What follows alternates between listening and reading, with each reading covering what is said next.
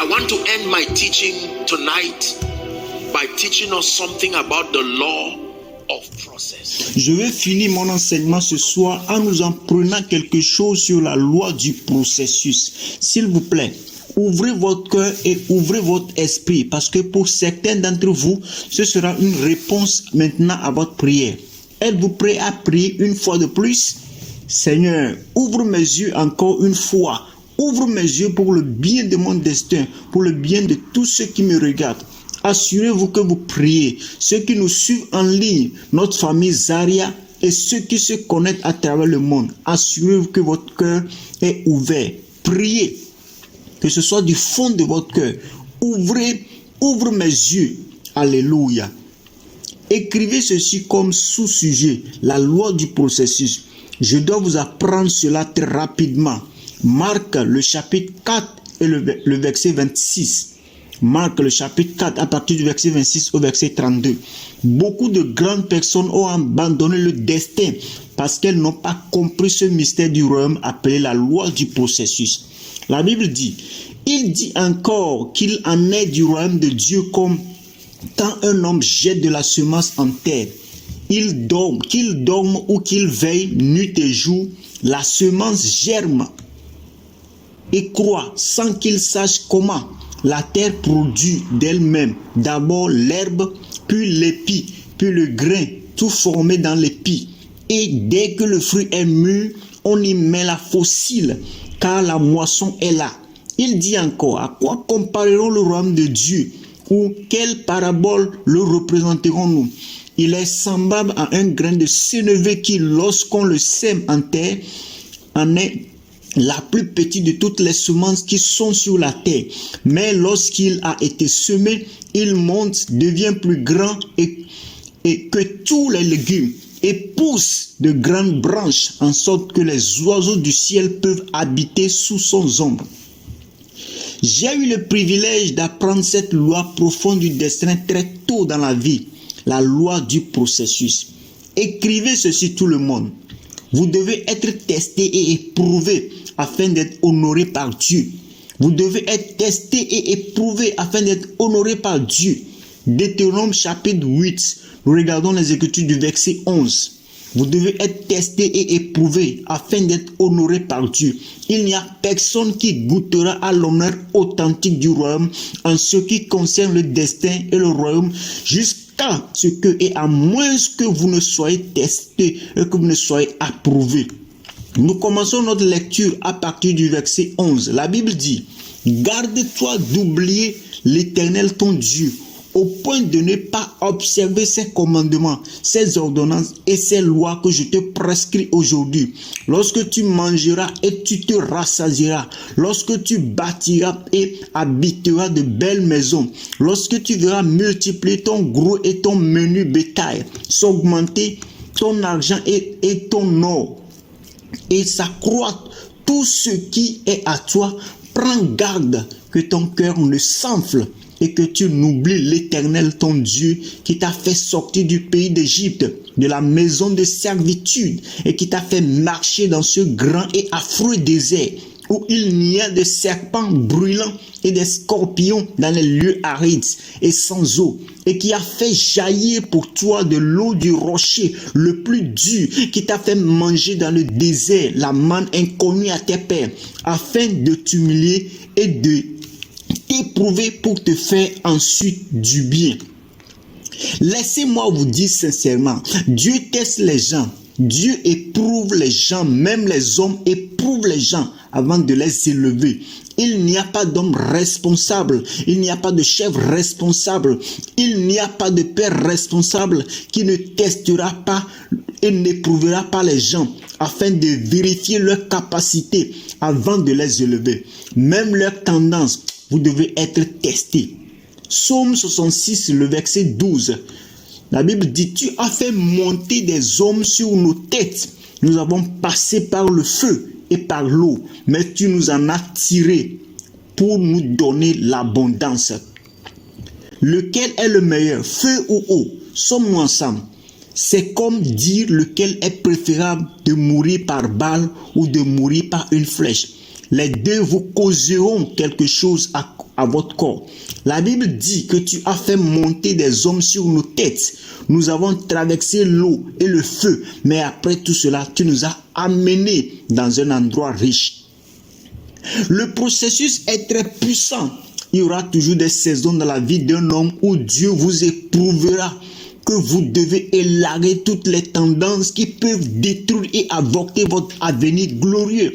Et laissez-moi vous dire la vérité. Cette phase est la plus dure de la vie d'un croyant. Parce que c'est en ces moments-là, je vous ai appris que c'est déjà le moment où vous expérimentez ce que nous appelons le silence de Dieu. Vous vivrez encore et encore dans le silence de Dieu. Et si vous ne comprenez pas que on est en train de vous éprouver, vous perdrez cette saison et vous découvrirez que le destin qui a été prophétisé sur vous ne se réaliserait même pas. Once and again. And if you do not understand that you are being proven, you will waste that season. And you will find out that the destiny that was prophesied over you would never even come to pass. Number 2. The second thing you have to know about process. Numéro 2. La deuxième chose que vous devez savoir sur le processus est qu'il faut du temps pour un vrai succès et que votre destin se manifeste. Il faut du temps. Peu importe à quel point votre horrible destin prend du temps pour un vrai succès, il faut du temps au destin pour se manifester. Hébreux 6, le verset 15. Je veux que nous lisions de concert quand nous le verrons affiché. Tout le monde, êtes-vous prêts? Lisons. La Bible dit, et c'est ainsi qu'Abraham, ayant persévéré, obtient l'effet de la promesse. Alors, que fait le processus dans votre vie? Pourquoi Dieu nous fait passer par le processus? Je vais vous donner environ 4 ou 5 raisons. Ensuite, nous allons prier. Environ 4 ou 5 raisons. Êtes-vous prêts? Then we'll end it and pray for tonight. About 4 or 5 reasons. Are you ready? Number 1. Why do I have to go through? Êtes-vous prêts? Numéro 1. Pourquoi dois-je passer par la loi du processus avec Dieu? Numéro 1. Le processus teste votre loyauté et votre engagement à accomplir votre destin.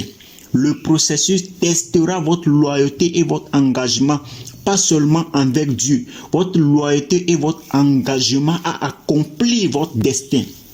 Êtes-vous déterminé à le faire, mettre à l'épreuve et même à élargir votre loyauté et votre engagement à accomplir votre destin? Luc chapitre 9, s'il vous plaît. Luc chapitre 9, le verset 62. La Bible dit, s'il vous plaît, Jésus lui répondit, quiconque met la main à la charrue et regarde en arrière n'est pas propre au royaume de Dieu. Peu importe ce qu'il faut au nom de Jésus-Christ, j'ai mis mon visage comme un silex et je vais aller de l'avant. Cela peut être progressif, mais je dois devenir ce financier du royaume. Cela peut être progressif, mais je dois devenir cet homme de Dieu. Number 2. What does process achieve in your life? Numéro 2. Qu'est-ce que le processus accomplit dans votre vie? Le processus bâtit la patience. Le processus bâtit la patience. Jacques chapitre 1, le verset 2 au verset 3. La Bible dit, s'il vous plaît, écrivez simplement pour gagner du temps. La Bible dit, mes frères, regardez comme un sujet de joie complète les diverses épreuves auxquelles vous pouvez être exposés, sachant que l'épreuve de votre foi produit de la patience. Et il y a beaucoup de gens à qui il faut la discipline du processus pour les amener à un point où ils peuvent devenir patients dans la vie. Nous vivons dans une régénération d'impatience. Vite, tout ce que nous voulons immédiatement. Vite. Et s'il est vrai que Dieu est un Dieu de vitesse, il y a une différence entre la vitesse et la précipitation. Dieu donne de la vitesse aux gens après les avoir été édifiés, après les avoir créés et édifiés. Mais Dieu ne précipite pas les gens. Sommes-nous ensemble? Ésaïe chapitre 43, le verset 1 et 2. Ainsi parle maintenant l'Éternel qui t'a créé, ô Jacob, celui qui t'a formé, ô Israël. Ne crains rien car je te rachète. Je t'appelle par ton nom. tu es à moi. Si tu traverses les eaux, je serai avec toi. Et les fleuves, ils ne te submergeront point. Si tu marches dans le feu, tu ne te brûleras pas et la flamme ne t'embrasera pas. Pourquoi dois-je passer par le feu? Oh Dieu, c'est trop. Laisse-moi te dire. Parce que le feu a pour mission de rôtir beaucoup de choses, un moyen de sortir de votre vie. Il y a des choses que l'eau ne peut pas enlever. Il y a des choses que même la force de la rivière ne peut pas enlever. Il faut et il faudra du feu. Et laissez-moi vous dire, quand vous marchez à travers ce feu, pas même votre larme vont accélérer la paix. Vous marcherez lentement et cela brûlera l'orgueil. Cela brûlera toutes sortes de choses que vous arrivez à un point où lorsque vous sortirez de ce feu, vous serez aussi léger comme une plume, prêt à s'envoler. Certains d'entre vous sont dans ce feu actuellement. Le feu, en ce moment, ce n'est pas toujours une attaque démoniaque. L'onction du Saint-Esprit a été conçue pour combattre Satan, pas Dieu. Donc parfois, lorsque vous priez, vous demandez à l'onction de combattre pour vous et qu'elle ne combat pas certaines choses, c'est peut-être parce que ce n'est pas Satan. L'onction ne combat pas Dieu. Le processus. Vous traverserez le feu 3 mois, 6 mois, 2 ans, 3 ans. Vous êtes en colère, vous êtes offensé. Vous dites que même les gens qui sont élevés maintenant, ils ont des méga-églises. Les gens que vous avez élevés, ils ont des méga-églises. Et Dieu dit, reste, je sais ce que je suis en train de te faire. Quand vous traverserez le feu, laissez-moi parler à quelqu'un ici. Vous êtes peut-être dans une saison où vous accomplirez la loi du processus. N'interrompez pas le destin. Obtenez la grâce de rester. Il y a quelque chose que le feu est en train de faire. Et quand il est fait, il n'y a personne qui soit un être humain normal, qui transporte de la viande crue. Même si vous allez dans la brousse et que vous tuez de la viande, personne ne viendra manger cette viande crue. Personne ne viendra dans un restaurant juste pour s'asseoir et commencer à manger de la viande crue. Vous partagez juste une vache crue et les gens ne font que manger. Non, il faudra que cela passe par le feu. Quand vous arrivez à la cuisine de n'importe quel restaurant, il fait chaud et il n'y a pas de cuisine froide car c'est là que la nourriture est préparée. Vous m'avez entendu? Il n'y a pas de cuisine dans aucun restaurant qui est froid. La signature de toute cuisine est que même si vous êtes aveugle, vous saurez que vous êtes dans la cuisine à cause du feu. Plusieurs choses au feu. Et pendant qu'il est au feu, le chef rit. Et ceux qui ont besoin de manger, ils attendent avec impatience. Et ils ne savent pas que c'est le feu qui est responsable de leur satisfaction. Il place cette viande là et il la retourne. Il ajoute quelque chose et la retourne. Et pendant que cela se produit, quelque chose d'autre dans la marmite est en train de cuire et de bouillir. Et l'homme rit et il commence à changer de forme. D'autres changent de couleur, d'autres changent de texture. Beaucoup de choses se passent sous le feu. Puis-je vous dire que personne ne traverse le feu et sort comme vous avez entré. Non. Pour certains d'entre vous, le feu changera votre forme. Pour certains d'entre vous, le feu changera votre couleur spirituellement. Pour certains d'entre vous, le feu changera votre appétit. Mon encouragement est de laisser le feu faire son travail. Laissez le feu faire son travail. Cela peut être douloureux. Le feu peut venir comme un manque temporel de finances. Laissez le feu faire son travail. Le feu peut avoir plusieurs attestations et pourtant il ne semble rien vous rapporter. Je vous dis, parfois c'est pas le diable. Laissez le feu faire son travail. Il y a du bon qui attend à la fin. Il y a du bon qui vous attend à la fin. Et est-ce que quelqu'un apprend? It may be painful. The fire may come as a temporal lack of finances. Let the fire do its work. The fire may be having several certificates and yet it does not seem to bring you anything. I'm telling you, sometimes it's not the devil. Let the fire do its work. There is good waiting for you at the end. Is someone learning? Number 3. So number 1, to test your loyalty and commitment. Numéro 3. Alors, le numéro 1, je disais que c'est pour tester votre loyauté et votre engagement à accomplir votre destin. Numéro 2, le feu du processus construit la patience. Numéro 3, le processus vous aide à apprécier le succès des autres. Cela vous aide à honorer et à apprécier les personnes qui ont réussi. Lorsque vous ne passez pas par le feu et que vous n'avez pas le processus, vous ne pourrez peut-être pas apprécier les sacrifices et les résultats des autres. Alors, Dieu nous permet de passer à travers les saisons de processus afin que vous ne minimisiez pas les résultats lorsque vous les voyez. Puis-je vous dire, ceci est que nous vivons dans un monde où il est très facile de parler lorsque vous n'êtes pas celui qui joue sur le terrain de football. Vous vous asseyez dehors dans le stade de la vie et vous regardez les gens jouer. Et la personne rate le but et la personne est fatiguée et respire et vous restez à côté, vous vous moquez de la personne. Vous dites que ce gars vient de dribbler maintenant, etc. Sachez que votre propre match vous attend. Tôt ou tard, Dieu va vous mettre sur le terrain et après 10 minutes, vous êtes déjà fatigué. Et Dieu dit non. C'est plutôt 90 minutes. Continuez. Sommes-nous ensemble? Il est facile de féliciter quand vous êtes debout dehors et vous n'êtes pas celui qui est activement impliqué. Donc, un processus nous aide à apprécier ce que les gens ont réussi à traverser, que ce soit dans le ministère. Écoutez, au fur et à mesure que je grandis dans le ministère, au fur et à mesure que je grandis en leadership, je cultive un regard et un respect renouvelé pour que j'ai toujours. Je le sais, mais je le sais même pragmatiquement. Vous savez pourquoi? Souvent, lorsque vous enseignez dans les conférences, vous voyez des pasteurs pleurer devant et parfois se rouler par terre. Parce que la plupart d'entre eux sont au milieu de ces choses. Ils étaient commentateurs. Ils avaient commencé le ministère et après 10 ans, ils se sont rendus compte que vous avez vraiment besoin de savoir certaines choses.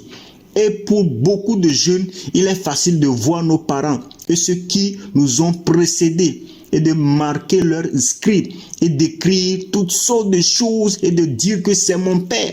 Je ne sais pas où il était quand tous ses collègues le faisaient. Maintenant, tu deviens père et tu t'étonnes. Tu as l'hypertension à cause d'un frein de scolarité de 50 000. Et pourtant, ton père a éduqué 8 d'entre vous. Nous mangions de la viande seulement les dimanches. Toi, tu es sur le point d'être jeté hors de la maison, ta femme et toi. Au moins, ton père a pu fournir ça. Laisse-moi vous dire ceci. Ne vous confiez pas en des gens qui ne sont pas passés par la loi du processus. Ils n'auront pas d'appréciation et de respect pour les autres, en particulier pour les grands. Sommes-nous ensemble? C'est très très puissant, un mystère très très profond et puissant. 2 Corinthiens chapitre 11, le verset 27. C'est Paul ici qui est en train de parler. En fait, si nous avions assez de temps, on aurait lu toute la partie. Mais il disait quelque chose ici, quand vous commencez à lire à partir du verset 20 jusqu'au verset 29, là-bas, à propos de ce qu'il a dit avec méfiance. Il dit, j'ai été dans le travail et dans la peine, exposé à de nombreuses veilles, à la faim et à la soif, à des jeûnes multipliés, au froid et à la nudité. Il disait en fait, ne pensez pas que je suis devenu apôtre par chance. Ce sont certaines des choses que j'ai vécues. Voyez-vous, quand vous voyez des grands hommes à cause de la façon dont le palais vous décorerait et vous parfumerait, vous ne sentirez pas comme si vous avez été en prison. Mais ne vous y trompez pas, c'était de la prison que vous êtes arrivé là-bas. Sommes-nous ensemble maintenant? Oui, la plupart des gens qui critiquent et la plupart des gens qui parlent des gens, c'est parce qu'ils n'ont pas d'antécédent de grandeur. Laissez-moi vous dire la vérité. Quand vous passerez par la loi du processus, vous apprécierez les gens formidables avec un profond respect. Vous allez dire, waouh, cet homme a dû traverser ça pour devenir pilote. Cet homme a dû traverser cela pour devenir comptable agréé. Cet homme a dû traverser cela Il y a des gens qui ne pourront pas dépasser 200 membres efficacement.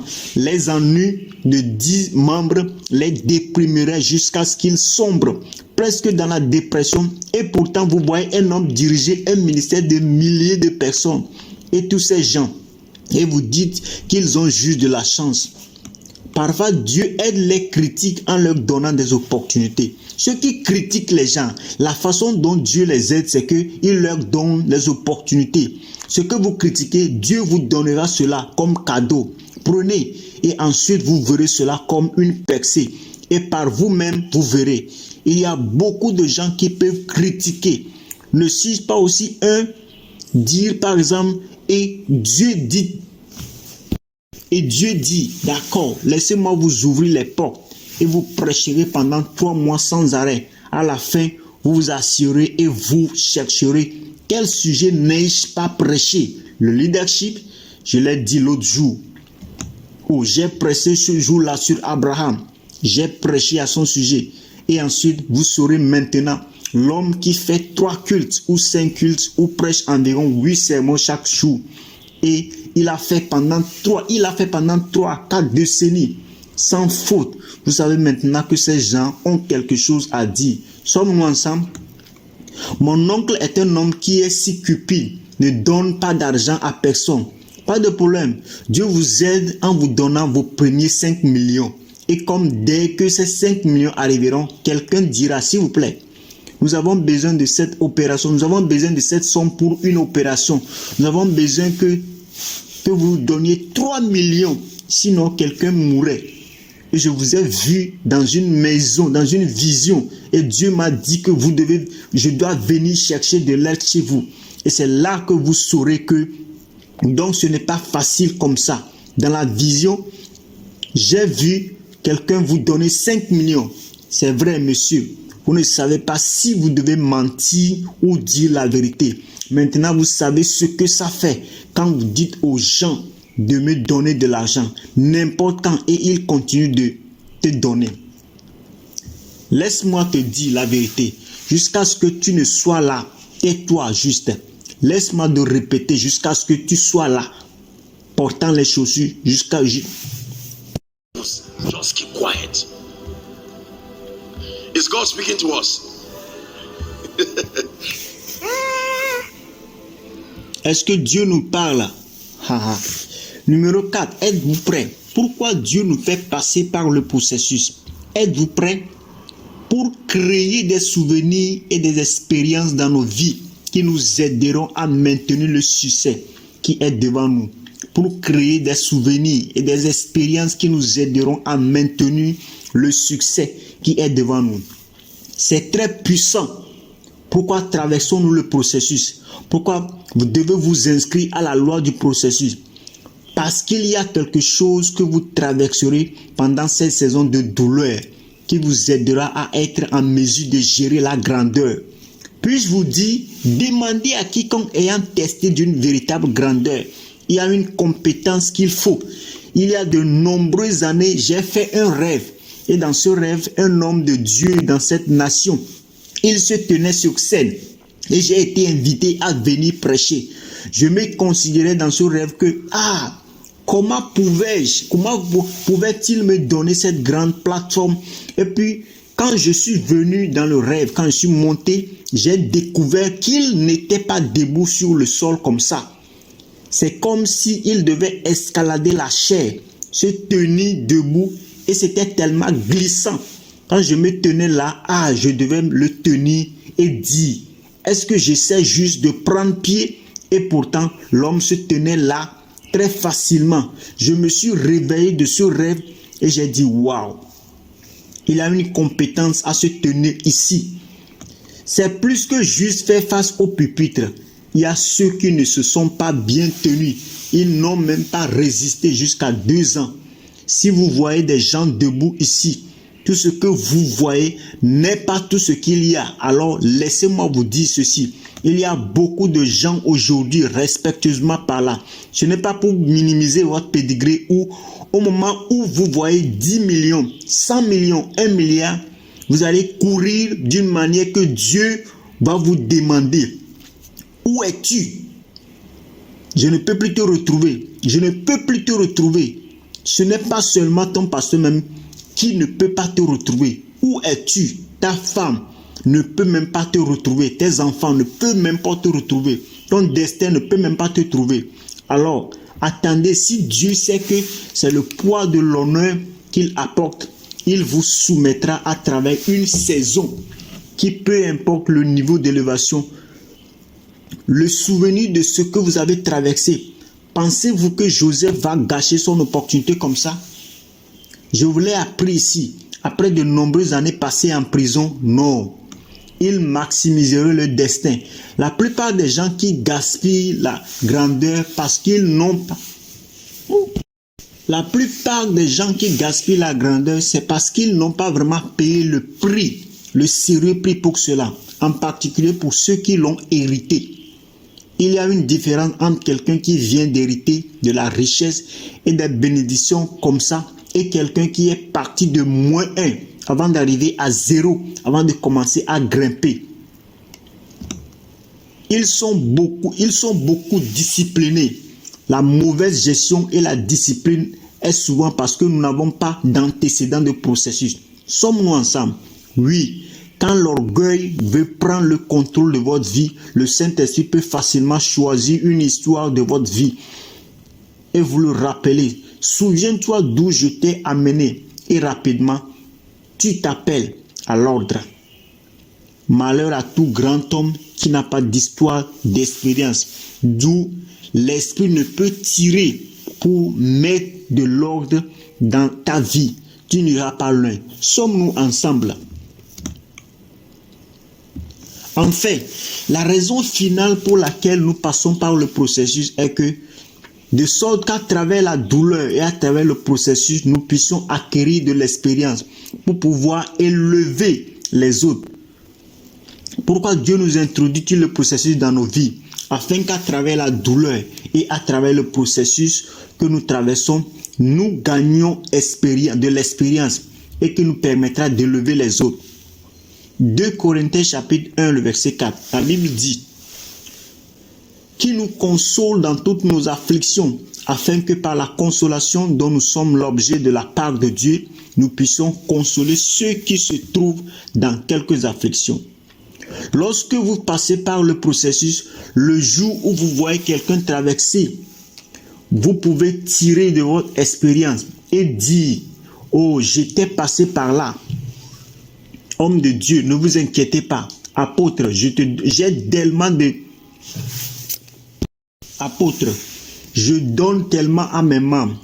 Je les aime de tout mon cœur et ils ne m'apprécient pas. Et alors, l'homme peut dire: laissez-moi vous dire une histoire en 1971-1971.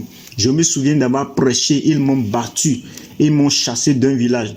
Et vous écoutez, vous apprenez et vous en tirez de la force. Puis je vous dis que vous n'êtes pas un vrai mentor si vous n'avez pas d'histoire. C'est ce qui devient la base de votre enseignement. Ce ne sont pas seulement des principes. On dit que le secret des grands hommes est caché dans leurs histoires. Alors, Dieu vous donne une histoire aujourd'hui. Parfois, j'ai partagé un peu de mes expériences que je partage et je les soulage. Presque pendant que je les partage et je hoche ma tête, je dis: oh, que le temps passe vite. Qui aurait su que ces saisons ne me préparaient que pour ces jours? Et qui connaît les jours maintenant que toutes les maisons? Et qui connaît les jours maintenant que toutes les saisons que je veux dire maintenant? Seul Dieu sait à quoi il me préparait. Puis je vous dis la vérité, vous devez apprendre à rire lorsque la loi du processus est à l'œuvre dans votre vie. Réjouissez vous-même lorsque vous ne comprenez pas Dieu, parce que vous dessinez une histoire. Sinon, comment pourrez-vous aider les autres à aider les jeunes à prospérer si vous-même vous n'avez pas goûté à la pauvreté? Et tout cela maintenant, vous pouvez leur dire: je sais ce que cela signifie d'être 10 ans sans travail. Je sais ce que cela signifie. Laissez-moi vous dire ceci qui ressemble à la base, à la honte dans votre vie aujourd'hui deviendra la raison pour laquelle les nations viendront vous honorer. Car il y a des moments dans la vie où un appel sera lancé sur votre destin. Mais l'exigence pour gravir cette table de grandeur est de savoir qui a une cicatrice dans sa main. Quiconque n'a pas la cicatrice, ils le diront, désolé, vous n'êtes pas autorisé. Donc, vous traverserez peut-être des choses aujourd'hui. Vous traversez peut-être des choses aujourd'hui. La cicatrice que Dieu vous permet d'avoir a une valeur monétaire. Elle a assez de valeur. Passez-la avec grâce. En tant qu'homme de Dieu, demain si vous êtes capable d'enseigner aux gens et Dieu vous honore et en vous donnant un mystère mondial, quand un jeune homme vient et dit, monsieur, je suis endetté, je ne suis pas capable de faire le mystère, bien, vous allez sourire parce que ce n'est pas seulement des versets à mémoriser que vous avez appris. Il y a aussi des souvenirs que vous pouvez en tirer et dire que je sais quoi te dire. Crois-moi, je sais quoi te dire. Et ensuite, tu commences à donner des histoires à la personne. Aujourd'hui, les gens viennent et ils me racontent des histoires. Ils disent, ah, apôtre, je suis endetté. Ma vie, et je leur dis tout simplement, détendez-vous s'il vous plaît. As-tu mangé? Non, tu ne sais pas, tu as mangé. Cet homme qui te parle. Tu ne connais pas cet homme qui te parle. Je sais ce qui signifie d'être sous la pression financière, afin que nous puissions réconforter les autres. Et son pourvoi, alors que nous finissons cet enseignement, c'est de savoir, est-ce que Dieu peut-il compter sur vous?